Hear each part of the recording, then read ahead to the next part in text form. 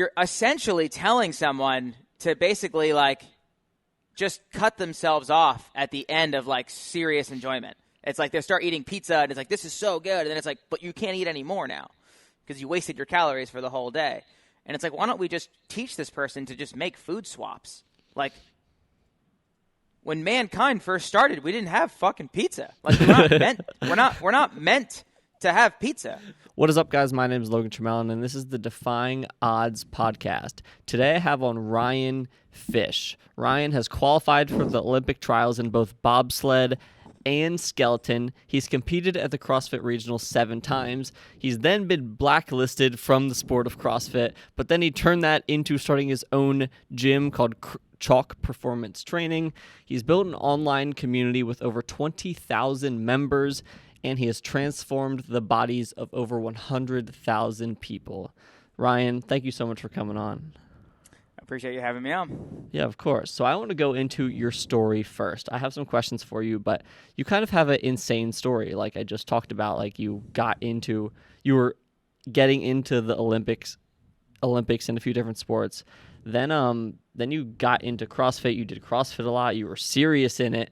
And I've heard your story just from your post on Instagram where like you were really competing at the highest level and that was everything to you. You know, you didn't know anything else. And then you had a crazy story where you ended up yelling at one of the people. I'm not going to get into it. I want you to tell the story.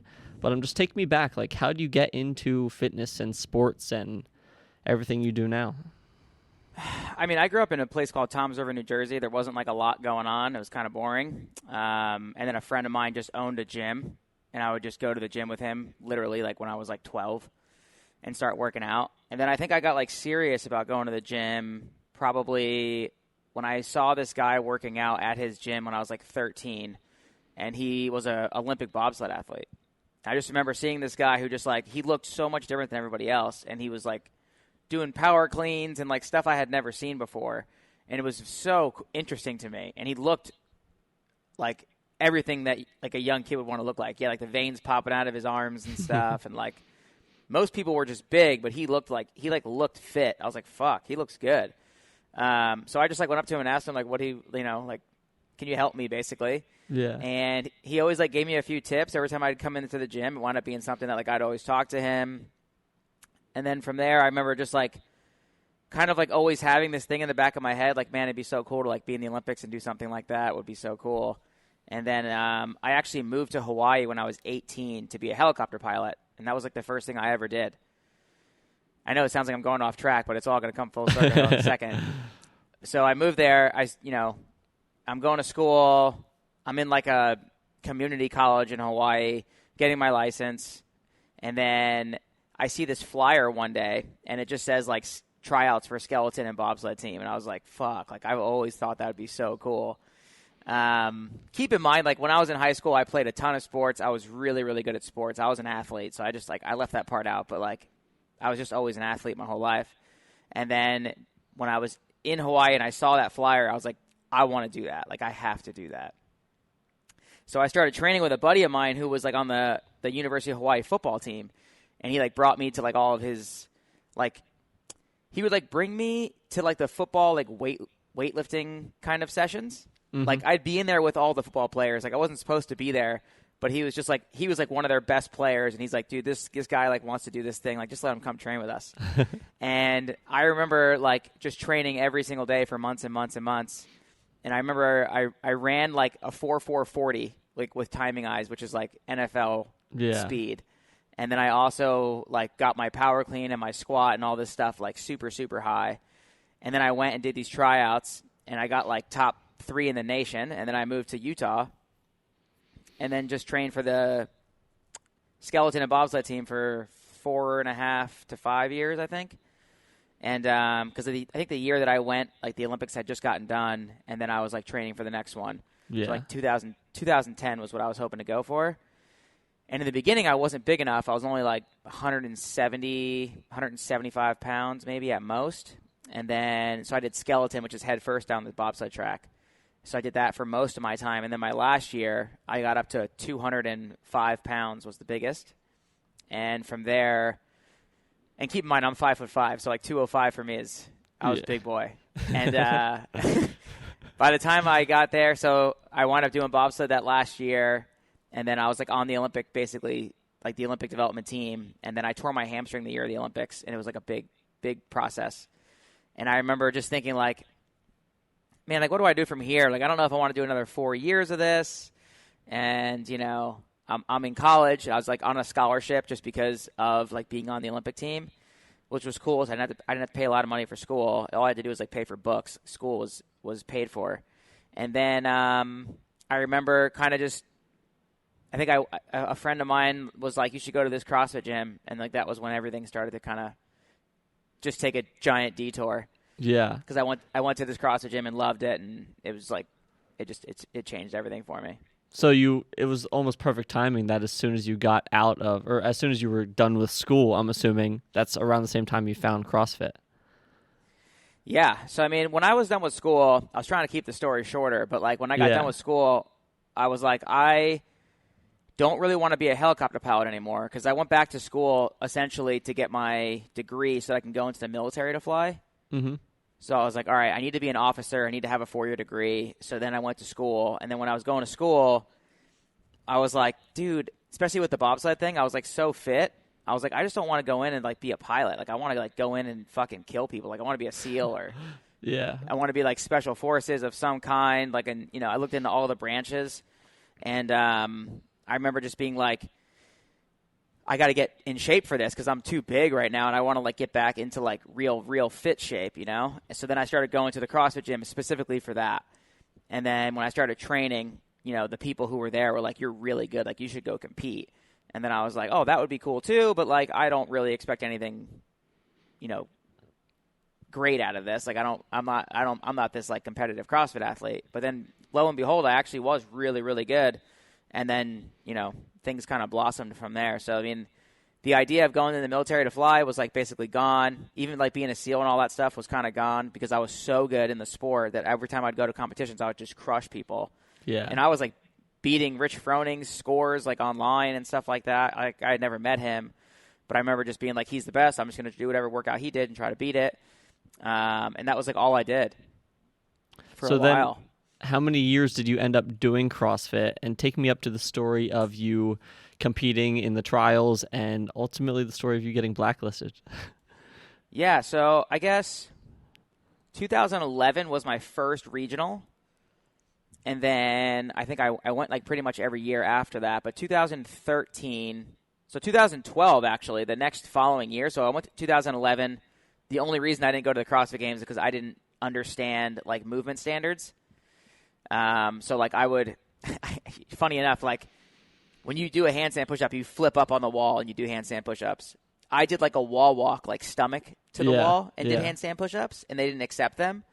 And they're like, you have to go the other way. But I was like too scared to flip up. Like that, I personally just didn't like that. And then they didn't accept it. So like I got like this horrible score on that event. And then just, you know, it just was what it was.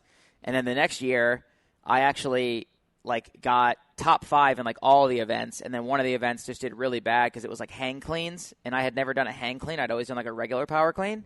And they were heavy. They were 225 pounds. So I get like top 5 in all these events, and I get like 30th in that one. And then I wind up getting 4th place overall, and top 3 went to the games, and I was so bummed. And then the next year, I was like in the best shape ever, and I was like, I'm going to the games no matter what. Like, you really have to try to stop me. Yeah. And then I get there, and you know, I'm doing my favorite event the whole weekend. It's the deadlift and box jump one. And literally the guy just comes over. He just keeps giving me no rep, no rep, no rep, no rep. And when you're in the – like this workout for me would have been sub 3 minutes. So it just goes from that point. It just becomes like in my mind, I'm like everything is falling apart. Like if I don't go to the CrossFit Games right now, like I'm fucked. Like I have wasted years of my life just training for this. And I like said no to all these other opportunities. Like I don't think people realize what goes into some of these moments. Like people talk about people being like depressed after the Olympics or depressed after they like make a bunch of money and then like they're just like not fulfilled and all these different things. I mean, like that was the only fulfillment that I needed was to just go to the CrossFit Games. I didn't care if I got there and got last place. I just needed it. And I just felt all of it go away. And I just was like, I don't give a fuck about anything right now except the fact that I'm not going to the game because there's nothing I can do. Once you lose an event like badly, it's fucking over. Mm-hmm. And that's the only thing that I felt the whole time. So I said, I don't even remember saying I'm going to fucking kill you, but that's apparently what I said. And who gives a fuck? Like, yeah. People say all sorts of fucked up stuff like in the moment like that. It's not like, dude, when this is done, I'm literally going to go take the time to go buy a gun and go buy bullets and come back and kill your fat ass. Like, it's just like, that's just like not, that's like not even remotely reality. But they wanted to make a big deal out of it, and they did. And they got their fucking views that they wanted on social media or whatever the hell they wanted. But, you know, I mean, I don't fucking know. People ask me all the time, like, do you regret what you said? I'm like, sure, I regret it. But, like, I think anyone in that moment, you know what I mean, is like, it's all going to be the same. Like, everyone's going to have, like, a bad reaction to like, I don't think there's a person on this planet who hasn't had a bad reaction in the middle of something. You know what I mean? Yeah. Yeah, I mean, even when I'm working out and I'm doing FBA, like, even after a good set, I don't swear a lot, but even after a good set, I'll just, like, say a bunch of cuss words just because you're pushing out. It's just so much energy.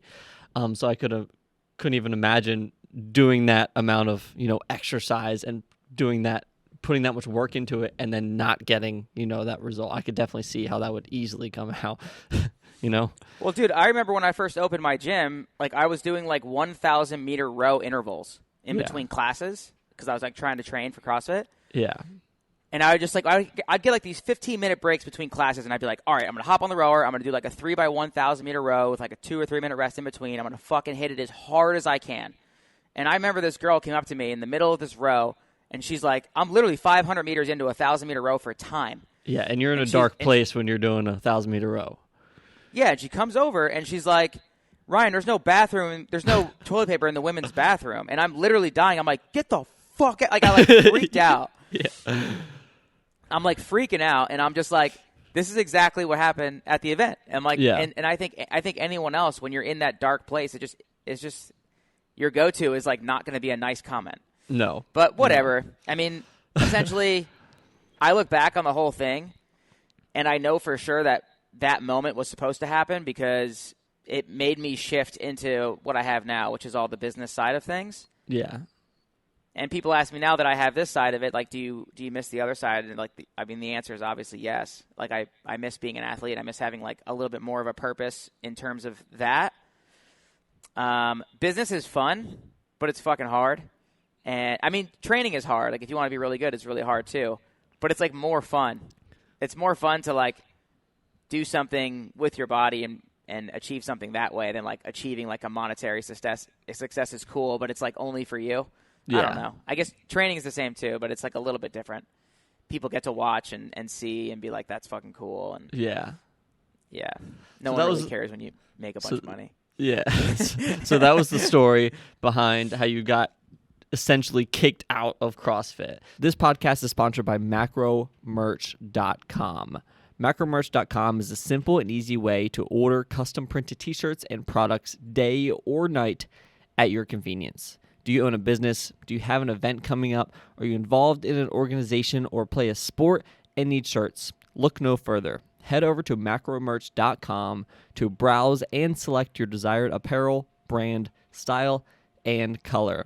Next, upload your logo, pick your sizes and quantities, use code DEFY at checkout for 10% off your order and free shipping. That's DEFY at checkout for 10% off. After that, like, what made you want to stay in CrossFit and start your own gym? And then you can go a little bit into the story of you finding the business partner and you opening the gym. And then how did you opened up a gym, you did that, but then how did you decide to transition it to online training and open up that aspect of things? Yeah, so opening the gym was the only thing that really made sense to me because it was the only skills that I really had. But to be completely fair, I actually didn't want to open a gym. I was doing pretty well doing personal training. I was making like $6,000 or $7,000 a month, and which like now seems like how do you live on that type of thing, which is crazy because like with inflation now everybody I feel like makes so much money. I'm like, this is insane. But at the time I was like really happy with that, and I didn't really want to take the risk. And my business partner that I have now, I was training him, and he made the operating software for MySpace, so pretty wealthy guy. And he's like, dude, we'll make something so good, so cool. Like, people are going to love it. Like, don't worry about it, blah, blah, blah. And I'm like, all right, like, if we get the right space, I'll do it, And we eventually got the right space. And then from there, it just became like, that was my thing. And I had to, like, put everything into it, just like I was, like, being an athlete. Like, you just got to put everything you can into that. And I remember, like, putting it on social media because, like, that was my thing. I liked doing social media at the time. And it just became like, here's my gym and here's what we're doing and this and that and blah, blah, blah. And people are like, I want to do like the workouts that you guys do. And I was like, all right, well, one day I just put them on. And it was mainly because someone kept dropping into my gym who was like, dude, your workouts are awesome. You got to put them online. And I was like, I just don't see anybody wanting to pay me for these workouts because you can get workouts for free.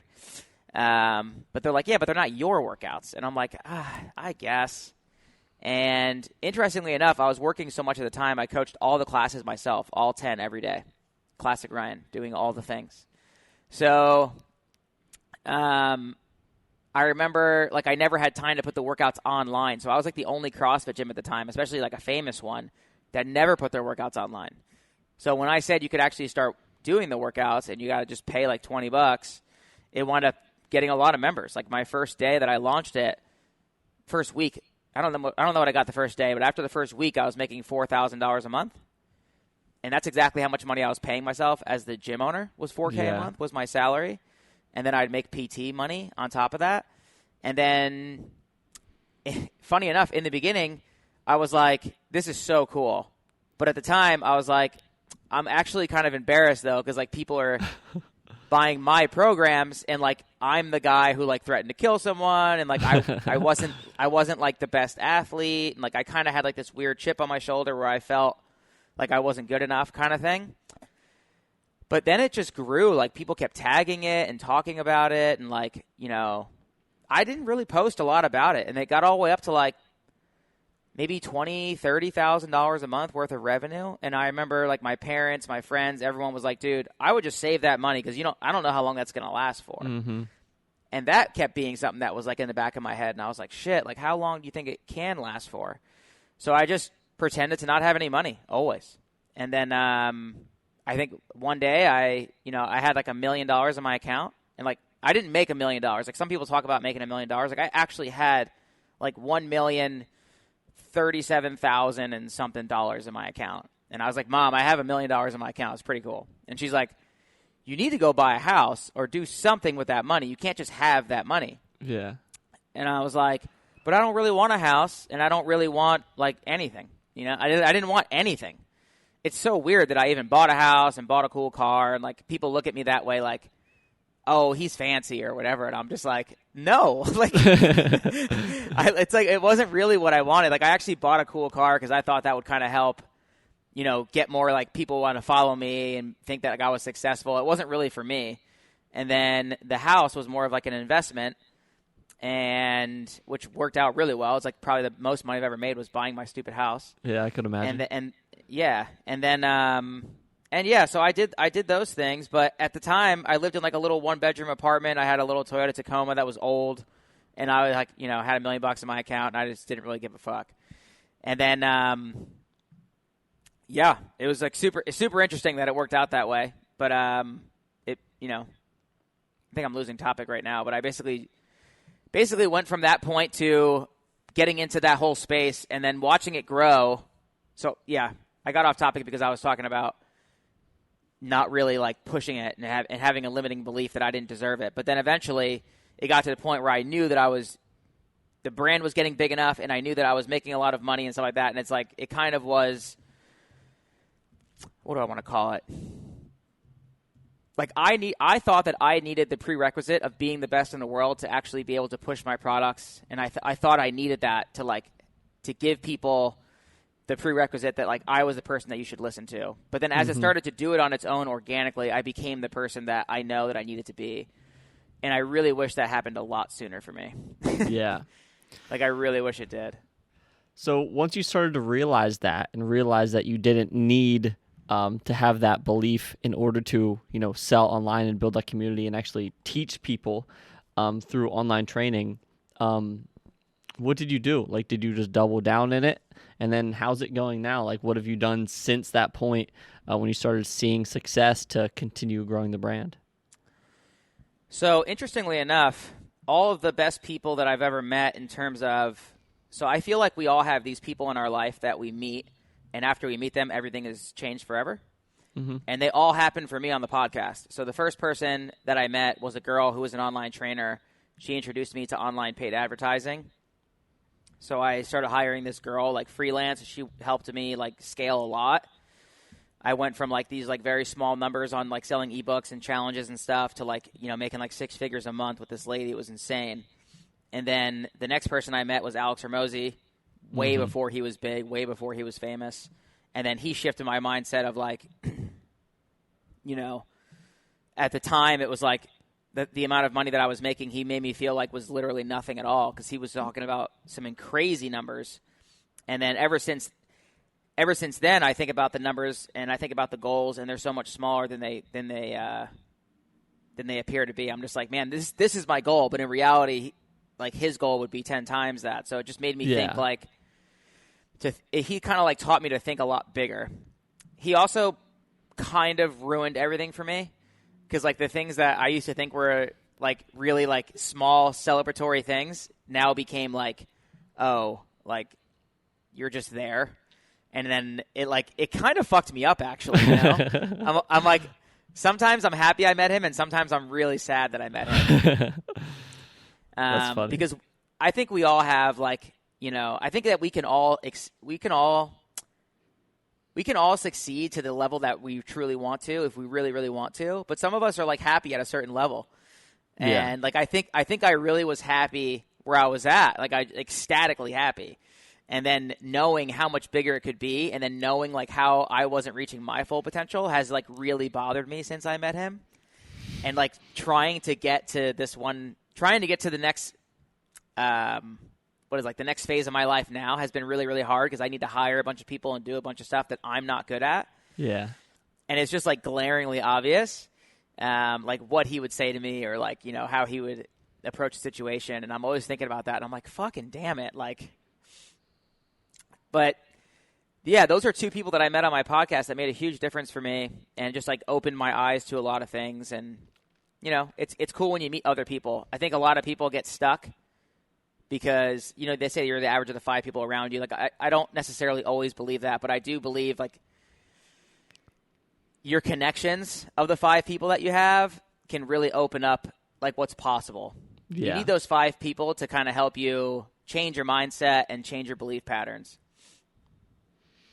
Following up to that question, you made an Instagram post. I was actually going to bring it up where you said you wish you would have networked more at a younger age, just down to the same reason of what you just said. Like you would have just met more people and expanded basically what you believed is possible.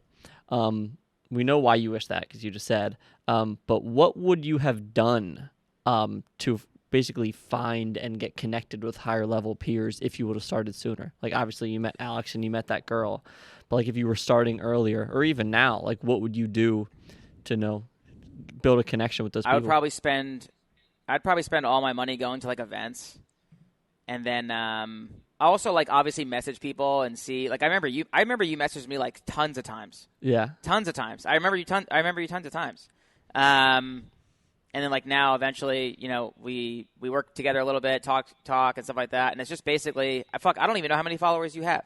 Yeah. Like, I literally don't even know off the top of my head. And that's the biggest deterrent for people is, like, I don't have enough followers to talk to this person. And, yeah, maybe you don't. A lot of times people will hit me up and they have 200 followers and they'll ask me to be on their podcast. And I just instantly say no because I'm like, I don't have the time for, like, that. Yeah. But at the same time, if they hit up someone who had like 2,000 or 3,000 followers and had them on their podcast, and eventually as they grow to like 4 or 5K, and then they ask someone who has 20 or 30K, that person will say yes, and so on and so forth. You just have to build. Yeah. There's something about social media nowadays where it truly is like the instant gratification of like, if I start a podcast, I should absolutely already have 10,000 downloads an episode. I should have this. I should have that. And it's like, it's because you're seeing it. And you just like a lot of people they truly are forgetting a massive chunk of hustle that needs to be done. Yeah. Like I mean, dude, my hustle to get to where I'm at it literally makes me want to go take a nap right now. I'm just like, just thinking about it. It was so much fucking work. And, it's like when I talk to people now and they want to do like kind of what I'm doing or what I did, and it's like, well, I'm here now. And I'm like, dude, you just got to fucking eat it for the next 10 years. Like, yeah, there's definitely people who hit home runs in like 6 months to a year somehow. Yeah. They're a very special kind of personality, or they spent their life savings doing all the content and all these things and just went for it. But it's just not going to happen for everybody. Yeah. So throughout all of this, what has been your biggest challenge? Like, was it at the CrossFit and getting kind of kicked out of that scene and still wanting to stay in the sport because that's all you knew? Or was it having those limiting beliefs and then realizing that there was so much more? Like, just over the history, your entire life, what has been your biggest challenge? Ooh. To be completely honest, and this is something I've never said on any podcast, I think my biggest challenge right now, or my biggest challenge ever, is literally what I'm living at the very current moment. And it's mainly because I built this insane brand that's like so big and so cool, and I built it all off of the gym. So like I started the gym became famous, the programming became famous, and from here it's just been this thing that I really want to nurture it and grow it even more and more and more and more. And I know to do that now, I feel like I need to not be in the gym. And that's what I haven't done in like the last 2 years. Like most people who follow me, like I used to be in the gym all the time. Now I'm never there. Mm-hmm. And it's like, because if I go, I wind up talking to people, I wind up wasting a lot of time, and I don't get a lot done. Like my workouts like kind of suffer a little bit because I'm hanging out and stuff. Yeah. And now I go to other gyms to work out. I don't get as much content now when I'm working out because I'm at other gyms and I don't like filming at other gyms. And my most popular program now is like a bodybuilding program versus a CrossFit program. So I've been in this weird area right now where I'm like, and I've also, let's throw onto the list, I've wasted maybe $50,000 trying to build my own app that kind of like, I got screwed over by some people a couple times, and it just like wasn't the greatest experience. So now I'm like, to grow my company, do I either, put all the money in to try to grow an app again? But I talked to someone like Alex and Layla, the Hermosis, and they're like, dude, do not start an app because you wind up becoming a software company, and it's just like a different business. It's a different business plan completely. Like, I know you think it's to give your customers better service, but it's not. Like, you're going to wind up being a totally different business. It never works out. I'm like, okay. So I want to listen to them on that, but it's really hard to listen on that. Part B is like, I miss going to the gym and I miss all of that. And I'm like, even though online is growing and all of this, it feels weird to me to like not be in the gym and not have that community feel. I just really, really miss that. But I also miss like having cable machines and different things at another gym. So my girlfriend and I literally just the last couple days, we've been thinking like, should I open a huge gym kind of like an Alpha Land kind of thing where I have a big location. It's got like the CrossFit style. It's got the bodybuilding style. I got a YouTube studio in there, podcast studio. I just like make this really cool thing. I've been thinking about it a lot. I feel like it would make me feel a lot more fulfilled inside. And then there's also the other side of me. Sometimes it's like, I kind of been doing this for a really long time, and I wouldn't mind having someone come in and be like the new CEO of Chalk, and they kind of run it. And then maybe I just go do business coaching because it'd be I would love to teach people how to like increase their business stuff. I teach people I have friends that hit me up and be like, hey, can you help me with some business stuff? And I'm like so excited because it's new. Yeah. And I like it a lot. So it's like, it sounds like, dude, this doesn't sound like a hard part of your life at all, but it's like it kind of is because I'm getting older now and I want to pick what's really going to fulfill me and make me happy. And, it's hard because when you get older, you have to make money. You can't say the money doesn't matter because it does now because as you get older, it's like if you stop making it, you're kind of screwed. So you need the money to be there, but you also need the fulfillment factor to be there because then it's really hard to keep doing what you do all the time. When you're younger, it's like it's easy to be like, oh, I don't need any money. I could take risk. I could do this. I could do that. It's not as bad. But now I'd say that's like the hardest thing currently for me right now is I have all these opportunities, and it's just like which way do I go? Yeah. It's pretty fucking hard, man. I could imagine. Yeah. I'm on the opposite side of the spectrum where I am young and, I don't have a ton of opportunities yet, but I don't really need much cash. I keep my living expenses besides paying one employee and paying like office rent. I really don't have anything. So I can lean into the risk right now. To follow that up, you've had a ton of, in quotation marks, I'll say success in like what people look at as successful, cool house, cool cars, a lot of money. And this is a follow-up question. What really makes you happy? Like now, obviously, you just said you're still thinking of like what makes me the most fulfilled moving forward. But up until now, what has made you the most happy? Because obviously, most people see, you have your own gym, you have this big community, you have this cool cars, cool houses, and all that stuff, and that's what they think will fulfill you. When in reality, I think your perspective on having that stuff and realizing that that isn't what fulfills you is interesting.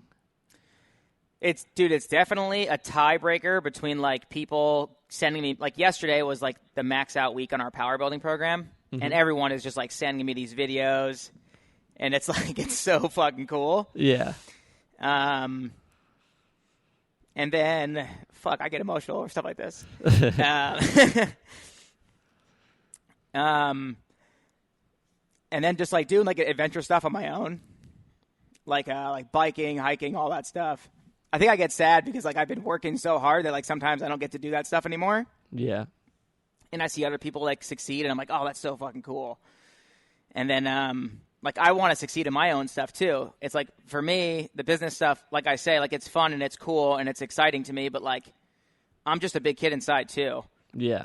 And I want to go play and do shit and like I miss being able to do big squats because like my knee's all fucked up and I can't do that anymore. So I see other people do it and it kind of like it gets me emotional. I'm like, dude, it's fucking cool. Yeah. Coming from I like those two things. Yeah. Coming from me who, I don't know, when I look at your Instagram, it's like, it seems like the dream lifestyle. It's like literally like when I watch you, and that's why I started following you, because I'm like, this dude has a gym. He's super athletic. He travels a ton, and you always are doing something like mountain biking. I love mountain biking. You're going snowboarding. I love snowboarding. Like from me, just watching your life, it looks awesome, and I understand why you don't want to give up the fun things. To follow that up, let's see. I'll ask this question. Oh no, those are the last three. So I have two business questions, and then we'll round it out with a little bit of fitness advice and talk on FBA. So you've created a ton of abundance on the back of the internet, building an online community, creating your training, putting it on the internet for people to buy. What did you do to create the community, and like, how did you go about building an online following? And then also, I figured this was an important part. How long did it take? Yeah. Okay. So I don't think I'm actually the best person in terms of like building a social media following. Like, yeah, I have 250-ish thousand followers, but like nowadays that's not a ton. Yeah. And at the same time, I think I got like around 100K from CrossFit. And then the last 150K has been basically just from the stuff that I do in my life. And I would say the majority of it was mainly just being in the gym all the time, posting about being in the gym and posting tips, and I think traveling and all the things that made you want to follow me, like doing cool shit all the time, I think is like what really got people excited. And that's what I always really wanted the brand to be about, was just kind of like, work out and do cool shit, basically. Yeah.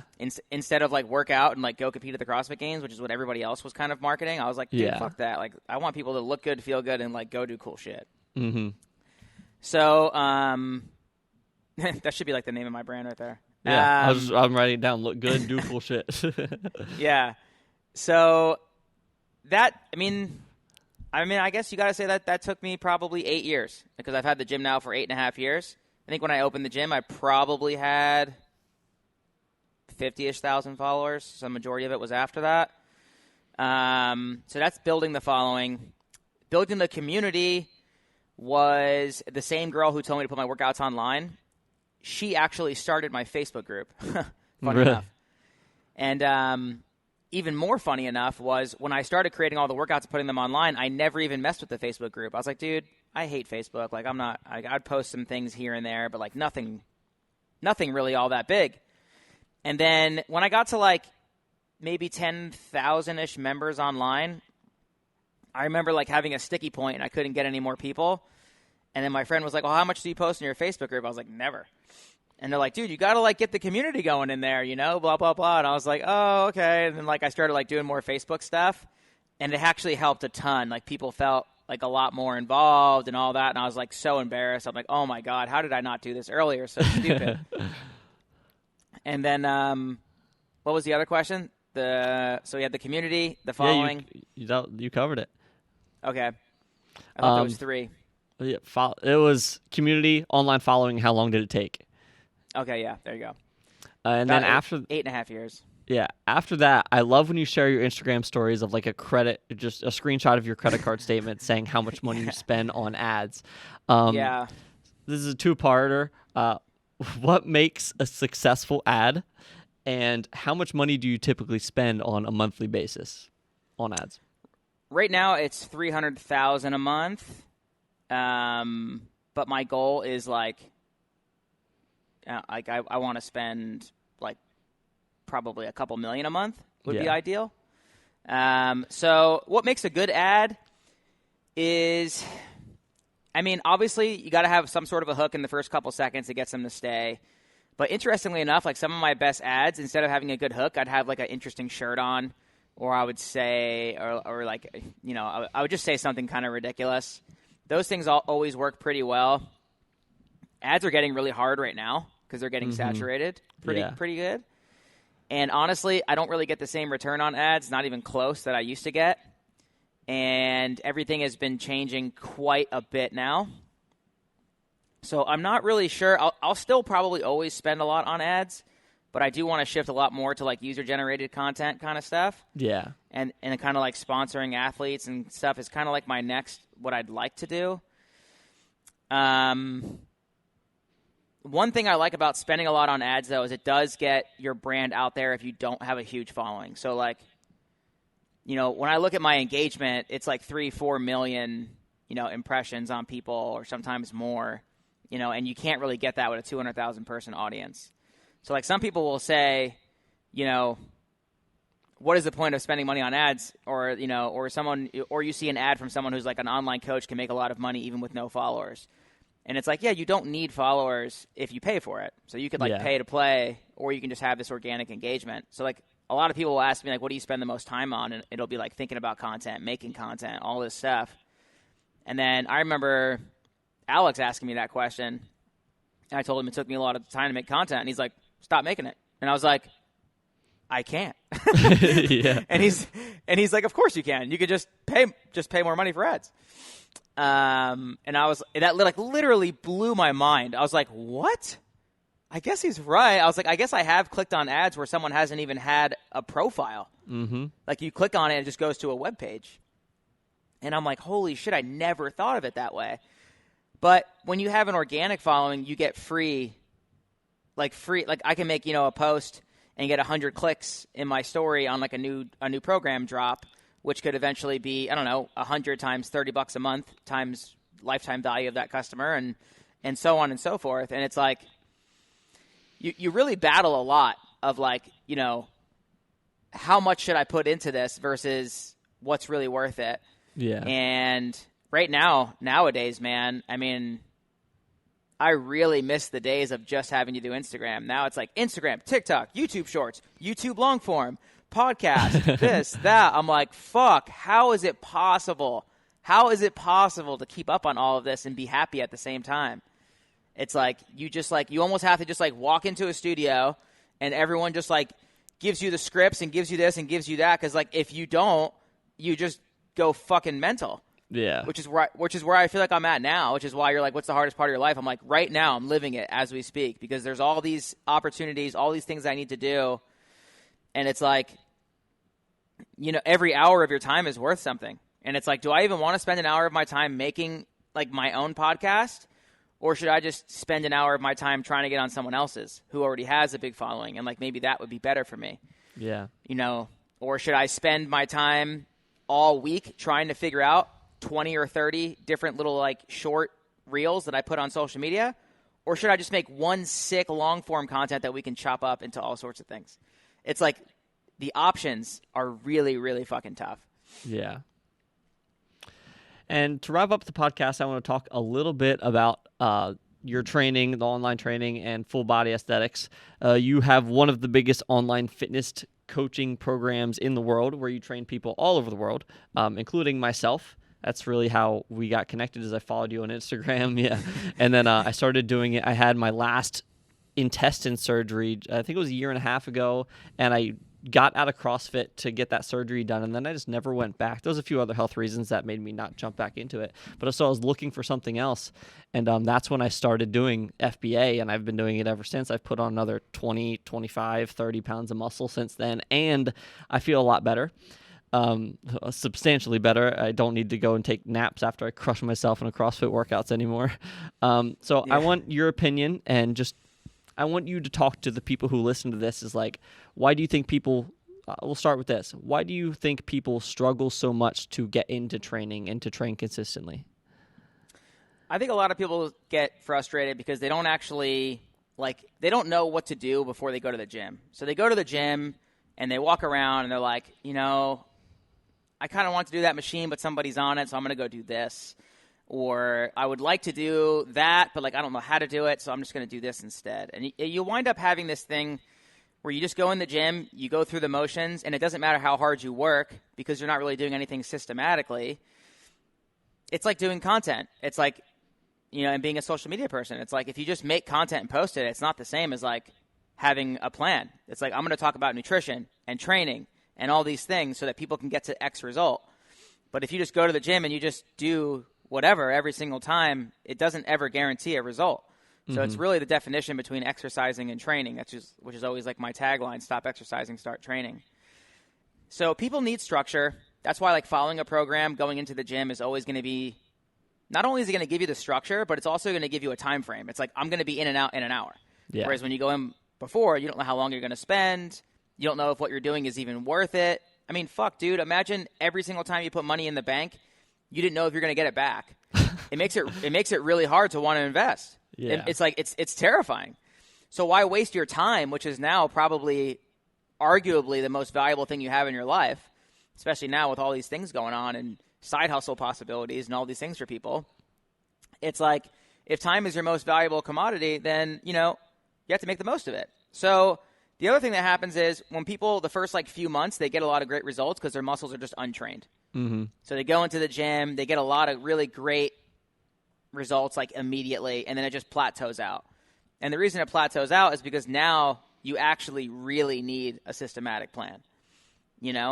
So it makes it hard if you keep going to the gym and you don't see results. People don't want to do stuff and not see the result. I wouldn't want to keep posting on social media if I didn't get more followers. Yeah. I wouldn't want to invest my money if it didn't grow into more money. It would be terrifying. And people just live that life now. Yeah. To follow up with that, with my own personal story, is over the past year, there was a few moments in time where I wasn't sure if I was actually progressing. Because, we do one exercise for a few weeks and then we do it off and then I'd go back to it and I was less. And I remember thinking is this even working? But then I found my screenshot of my body scan from a year ago. And when I saw that, I was like, oh, I just added 20 pounds of muscle and decreased body fat. So I think I was just too focused on the short term.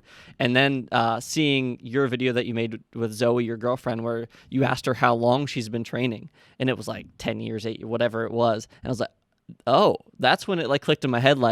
Building a crazy body isn't just 6 months or a year. It's it's a decade of working out consistently and putting in, the work in the gym.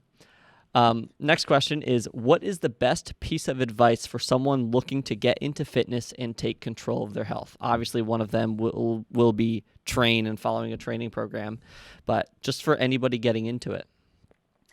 Honestly, you have to keep things super, super basic. So when you go on social media, you're going to see one of two people. You're going to see the, what do I want to call this person? The extreme, you're going to see the extremist, which is me. So I'm you have to follow a training program and you have to limit your foods to just basic shit. Like, I'm a huge fan of just, like, meat, fruit, like a little bit of dairy. And, I mean, that's pretty much it. I don't really fuck around with vegetables just because I don't really like I don't like cooking vegetables at my house. It's a pain in the ass. If I go to Whole Foods or something and it's there, sure, I'll get some vegetables or whatever, but it's not something I like to buy. Plus, I eat, like, a lot of meat. So if I eat a lot of meat and a lot of vegetables, I'll lose a lot of weight because it's not enough calories, whereas fruit has a lot more calories in it. People always ask me, like, why don't you eat more vegetables? Like, that's one of the reasons. So for me, I eat 3 pounds of meat every day, and I eat as much fruit as I want. I don't even measure it. It's super easy to do. So for most people, I like to tell them to just limit all of their shit. Because if you limit everything, like if you genuinely try to eat 90% ground beef and fruit, and you eat that every single day, I dare you to try to go over on your calories. Like, you're going to have to eat so much food that it is so hard to do. And then you're going to see the other kind of person on social media who's not an extremist, and they're like a compassionate person. And they're like, love your body, this, that. You can eat whatever you want, do whatever you want, like fucking whatever. It's like, yes, you can make pizza work, donuts work, everything work. You know, you can do whatever you want. You can go do spin class instead of going to the gym and doing training and all these things and walk 10,000 steps a day. But it's so much harder to do. Like, you're essentially telling someone to basically, like, just cut themselves off at the end of, like, serious enjoyment. It's like they start eating pizza, and it's like, this is so good. And then it's like, but you can't eat any more now because you wasted your calories for the whole day. And it's like, why don't we just teach this person to just make food swaps? Like, when mankind first started, we didn't have fucking pizza. Like, we're not meant to have pizza. You know what I mean? It's like, I'm not saying that you shouldn't have it, but it's something that should be limited. Like, it should just be limited. Yeah. So number one, in my opinion, you want to get really, really fucking fit, eat meat and fruit. I think it's going to help you a ton. You get bored, you want a snack, have some cottage cheese or some Greek yogurt, put some protein powder in there, put some honey in there, put some more fruit in there, whatever you want. You're still not going to go over on your calories. It's super, super, super, super easy. By the way, if you're going to ask me if I can have sushi or if I can have this or if I can have that, did I say that in the word meat and fruit? No, I did not, so you cannot have it. Stop asking yourself questions that are stupid. Next is follow a real training program when you go to the gym. When you go to the gym and you follow a real training program, you don't have to think about it. You know that if you just follow the plan, you're going to get there. Next thing is anyone who has anything negative to say about your journey can just fucking peace out. Like, the number one thing that always tried to deter me every single time was I'd be at dinner and someone would say, don't you want to enjoy this or do this or whatever, and blah, blah, blah. And I literally would get to the point where I would just embarrass people, and I'd just be like, I actually want to do everything I can to not look like you. Like, you look like shit. You never have fun. You never do anything. So, like, everything about you is, like, not what I want. And I literally got to the point where I would just say that, like, immediately and just crush people's fucking souls. And then people didn't want to go out to eat with me anymore. They're like, they didn't like what about drinking and this and that and blah blah blah. And I'm just like, I'm like, dude, I love you, but like, I don't want to hear this shit right now. Like, my job is to have my shirt off and coach other people. Like, just no, like, Yeah. like, you know what I mean? It's not even just about me. It's about my other people that follow me and need me for encouragement and need me for, you know, motivation and stuff like that. So I just can't let them down. And I don't want to, like, be the person who says one thing and then goes off and does another thing. Yeah. So yeah, you want to be fit. It's very basic, man. It's the most basic things. I think number one thing that everybody can do right now is look up your total daily energy expenditure on Google. Find out what your total daily energy calories should be, and then download a food tracking app and just track your calories for a day. And just see, like, how far off you really are. It will blow your mind. It'll completely blow your mind. Yeah. And the things that you think are high calorie are maybe not, and things you think are low calorie are way higher. Yeah.